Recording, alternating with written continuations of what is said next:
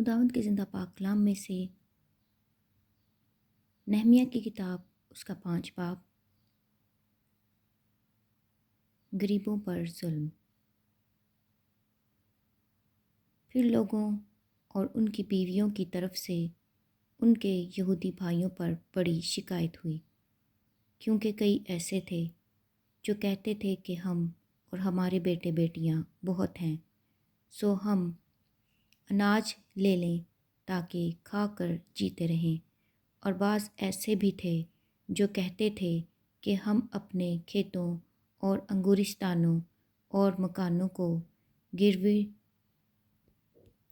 गिरव रखते हैं ताकि हम काल में अनाज ले लें। और कितने कहते थे कि हमने अपने खेतों और अंगूरिस्तानों पर बादशाह के खिराज के लिए रुपया कर्ज लिया है, पर हमारे जिस्म तो हमारे भाइयों के जिस्म की तरह हैं और हमारे बाल बच्चे ऐसे हैं जैसे उनके बाल बच्चे। और देखो, हम अपने बेटे बेटियों को नौकर होने के लिए ग़ुलामी के सुपुर्द करते हैं, और हमारी बेटियों में से बाज़ लोंडियाँ बन चुकी हैं और हमारा कुछ बस नहीं चलता, क्योंकि हमारे खेत और अंगूरिस्तान औरों के कब्ज़ा में हैं। जब मैंने उनकी फरियाद और ये बातें सुनी तो मैं बहुत गुस्सा हुआ, और मैंने अपने दिल में सोचा और अमीरों और हाकिमों को मुलामत करके उनसे कहा, तुम में से हर एक अपने भाई से सूद लेता है।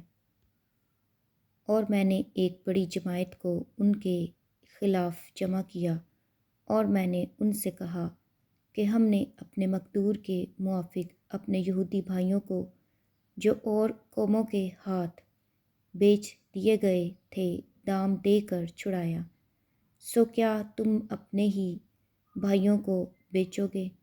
और क्या वो हमारे ही हाथ में बेचे जाएंगे? तब वो चुप रहे और उनको कुछ जवाब ना सूझा। और मैंने ये भी कहा कि ये काम जो तुम करते हो ठीक नहीं। क्या और कौमों की मुलामत के सबब से जो हमारी दुश्मन है, तुमको खुदा के खौफ में चलना लाजिम नहीं? मैं भी और मेरे भाई और मेरे नौकर भी उनको रुपया और गल्ला सूद पर देते हैं, पर मैं तुम्हारी मिन्नत करता हूँ कि हम सब सूद लेना छोड़ दें।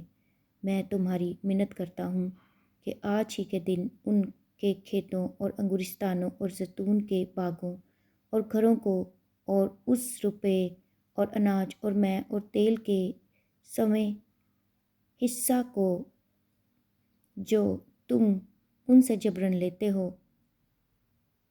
उनको वापस कर दो।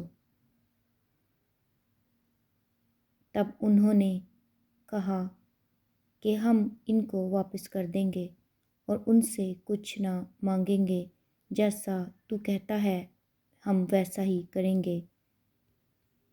फिर मैंने काहिनों को बुलाया और उनसे कसम ली कि वो इसी वादा के मुताबिक करेंगे।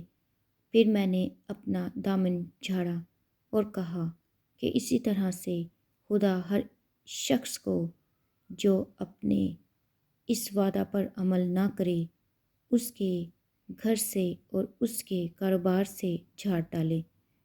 वो इसी तरह झाड़ दिया और निकाल फेंका जाए। तब सारी जमायत ने कहा आमीन और खुदावंद की हम्द की।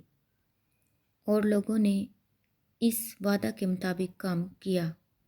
नहमिया की बेगरसी।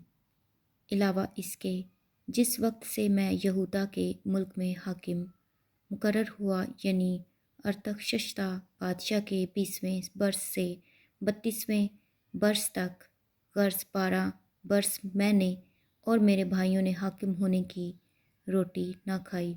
लेकिन अगले हाकिम जो मुझसे पहले थे रैयत पर एक बार थे और अलावा 40 मिसकाल चांदी के रोटी और मैं उनसे लेते थे, बल्कि उनके नौकर भी लोगों पर हुकूमत जताते थे।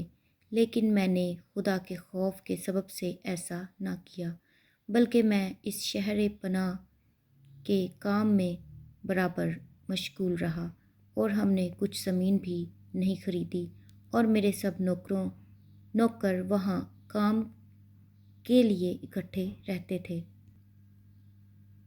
اس کے سوا ان لوگوں کے علاوہ جو ہمارے آس پاس کی قوموں میں سے ہمارے پاس آتے تھے، یہودیوں اور سرداروں میں سے 150 آدمی میرے دسترخوان پر ہوتے تھے، اور ایک بیل اور 6 موٹی موٹی بھیڑیں ایک دن کے لیے تیار ہوتی تھیں۔ مرغیاں بھی میرے لیے تیار کی جاتی تھیں، اور 10 دن کے بعد ہر قسم کی مے کا ذخیرہ تیار ہوتا تھا۔ باوجود اس سب کے میں نے حاکم ہونے کی روٹی طلب نہ کی، کیونکہ ان لوگوں پر غلامی گران تھی۔ اے میرے خدا، جو کچھ میں نے ان لوگوں کے لیے کیا ہے، اسے تو میرے حق میں بھلائی کے لیے یاد رکھ۔ خداوند کے زندہ پاک کلام کے پڑھے اور سنے جانے پر خداوند کی خاص برکت ہو۔ خدا کا شکر ہو، آمین۔